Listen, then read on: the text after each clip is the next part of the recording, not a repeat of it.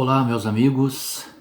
É com muita alegria que retomamos as nossas pequenas palestras sobre a doutrina espírita, que é uma iniciativa do Instituto Espírita Amigo Germano. O nosso assunto de hoje é reencarnação. Há 550 anos antes de Cristo, na Grécia, vivia Pitágoras, o grande filósofo e matemático Pitágoras. Esse homem era dotado de uma inteligência fora dos padrões. Naquela época, ele já havia mapeado todo o céu da Grécia. Também já tinha equacionado os mais difíceis problemas da matemática. E também desenvolveu o famoso Teorema de Pitágoras. Mesmo dotado dessa inteligência fora dos padrões, Pitágoras tinha um grande ponto de interrogação em sua existência. Ele se questionava: por que sofremos? Por que o ser humano precisa sofrer? Qual a mensagem que está inserida no sofrimento? Se eu não sofro por mim, dizia ele, eu sofro pelos meus pais, pelos meus amigos, pelos meus vizinhos, enfim, porque sofremos. Pitágoras então resolve viajar pelo mundo para conhecer outros povos e outras culturas. Quando então Pitágoras chega no Egito, ele toma conhecimento da teoria da transmigração das almas. E essa teoria dizia que quando uma pessoa morre, a sua alma vai para o céu e volta para a terra vestindo um novo corpo. Quando este corpo também perecer, a sua alma retorna para o céu e volta vestindo um novo corpo e assim por diante no passar dos anos e dos milênios em busca da sua evolução. E Pitágoras fica encantado com essa nova teoria. Ele então resolve voltar para a Grécia para divulgar a teoria da transmigração das almas. Mas como nós dissemos no início, ele era de uma inteligência fora dos padrões. E como naquela época o povo grego era muito violento, cometia muitos crimes, assassinatos, traições, enfim, ele resolve então mudar um pouco essa teoria. Lá na Grécia, ele dizia o seguinte: quando uma pessoa que viveu na terra e essa pessoa cometeu crimes, cometeu delitos, assassinatos, roubos, enfim, quando essa pessoa morrer, a sua alma irá para o céu e voltará vestindo o corpo de um animal. Então, vejam a inteligência dele. E segundo essa teoria, ela ajudou a amenizar um pouco a violência do povo grego. E essa teoria ficou conhecida como metempsicose.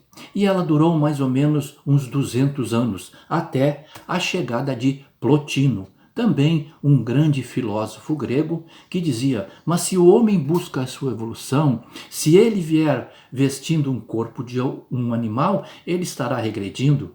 E isso não é possível na teoria da transmigração das almas.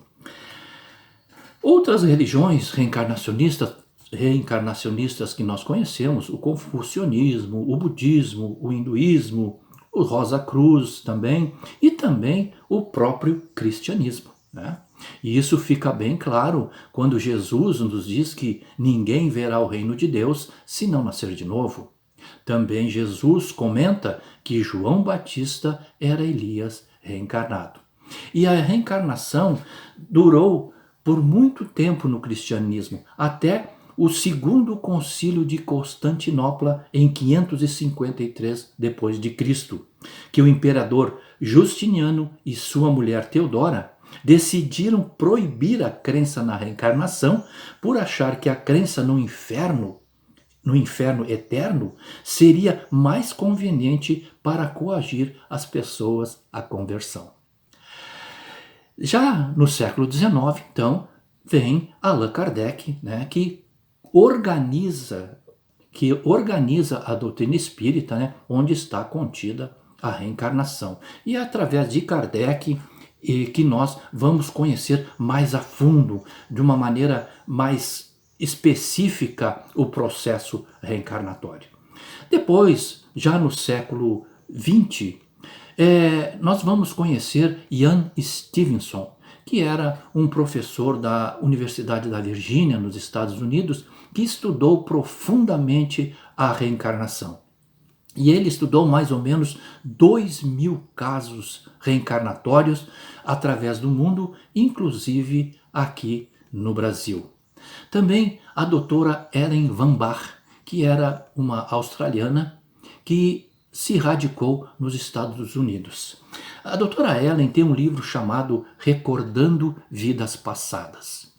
E interessante que a doutora Ellen, ela era ateia, não acreditava em absolutamente nada, e também materialista, né? E ela era uma terapeuta infantil. E nesse seu livro, ela conta um caso de reencarnação muito interessante. Dizia ela que chegou no seu consultório uma mãe com um menino de mais ou menos 2 anos e meio, 3 anos. E a mãe contou então que esse menino, que ela chamou de B, era uma criança alegre, feliz, todo mundo gostava muito dela, né? Porque ela transmitia muita alegria. Quando o B foi para a escola, ele fazia também a alegria dos colegas, se dava com todo mundo, né? Todo mundo gostava dele, porque ele transmitia alegria. Só que depois de um tempo, ele começou a ficar triste. Ele já não queria estudar, ele já não gostava de brincar com os coleguinhas, né? Então, as professoras chamaram a mãe e contaram: olha, nós não sabemos o que está acontecendo com o B. Aí a mãe, preocupada, num dia, numa conversa muito séria com o menino, perguntou: meu filho, por que você está triste? O que está acontecendo? Tu não quer mais brincar, tu não está te alimentando direito, o que está havendo? E o menino diz o seguinte: é que eu estou com saudade da minha família. E a mãe leva um susto: como assim? Como assim saudade da sua família? Ela diz: não, mãe, eu sou o B, mas eu já fui Mark e eu era capitão do corpo de bombeiros da cidade de Nova York.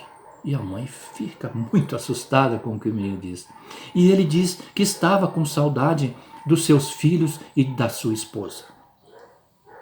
Então a mãe procura essa terapeuta, a doutora Ellen Van Bach. E esse menino então começa a falar, dar detalhes da sua vida como capitão dos bombeiros chamado Mark. Né? Ele fala da sua esposa, ele dá detalhe dos filhos, o nome dos filhos e dá inclusive o endereço onde ele morava na sua última encarnação. Aí então a doutora resolve procurar esse endereço e, para seu espanto, chegando nesse endereço, ela encontra uma senhora, já de idade, obviamente, e diz: realmente, meu marido se chamava Mark e ele era capitão dos bombeiros da cidade de Nova York, que morreu no incêndio. E ele morreu no incêndio há mais ou menos 10 anos antes do nascimento do menino B. Aí então a doutora resolve promover um encontro entre essa senhora e o menino B. Esse encontro foi marcado no consultório da doutora. A senhora já estava lá e quando o menino entra, ele cumprimenta a doutora, diz: oi, doutora, e quando ele enxerga essa senhora, ele diz: meu amor, que saudade, e se abraça nessa senhora. E então ele começa a conversar, dar detalhes do seu casamento, da sua vida, da sua intimidade, do nome dos filhos, dizendo que estava com saudade com os filhos. Inclusive, ele fala sobre uma pinta que essa senhora tinha numa parte íntima do corpo, que só o seu marido Mark e o seu ginecologista conheciam. Depois de algum tempo, essa senhora diz: olha, eu não sei o que está acontecendo, mas esse é o meu marido Mark. E a doutora Ellen então resolve procurar outros casos e ela encontra muitos casos semelhantes ao do menino B.